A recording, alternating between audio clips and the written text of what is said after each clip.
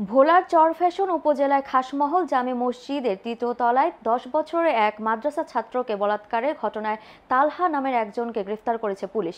রোববার দুপুরে ভোলার পুলিশ সুপার কার্যালয়ে এক সংবাদ সম্মেলনে তথ্য নিশ্চিত করেন অতিরিক্ত পুলিশ সুপার আসাদুজ্জামান। গ্রেফতারকৃত যুবক তালহা চরফ্যাশন পৌরসভার ৫ নম্বর ওয়ার্ডের মাওলানা মোস্তাকুর রহমানের ছেলে। সংবাদ সম্মেলনে অতিরিক্ত পুলিশ সুপার আসাদুজ্জামান জানান, গত ১৪ মার্চ রাতে মসজিদের সৌন্দর্য দেখানো ও মোটর সাইকেলে ঘোরানোর কথা বলে চরফ্যাশন খাসমহল মসজিদের তৃতীয় তলায় নিয়ে ১০ বছরের এক শিশুকে বলাৎকারের ঘটনা ঘটায়। এরপর সিসিটিভি ফুটেজ ও অন্যান্য তথ্য উৎপাত্ত বিশ্লেষণ করে অভিযুক্ত তালহাকে শনাক্ত করে পুলিশ। প্রাথমিক জিজ্ঞাসাবাদে সে ঘটনার সত্যতা স্বীকার করেছে।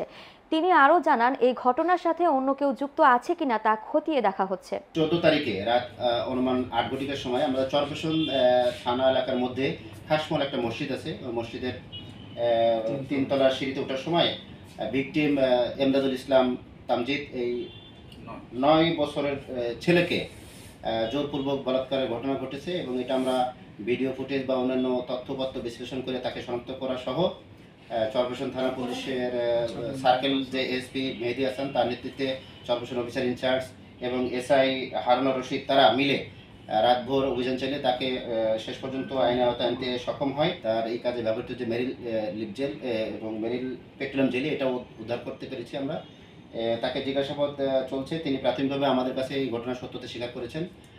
আইনের কাছে আমরা সোপর্দ করব। অধিকতর তদন্ত সাপেক্ষে আরও কেউ এটার সাথে জড়িত আছে কিনা বা এটার অন্য কোনো মোটিভ ছিল কিনা বা কী উদ্দেশ্যে উনি ঘটিয়েছেন এটা আমরা জানতে পারবো।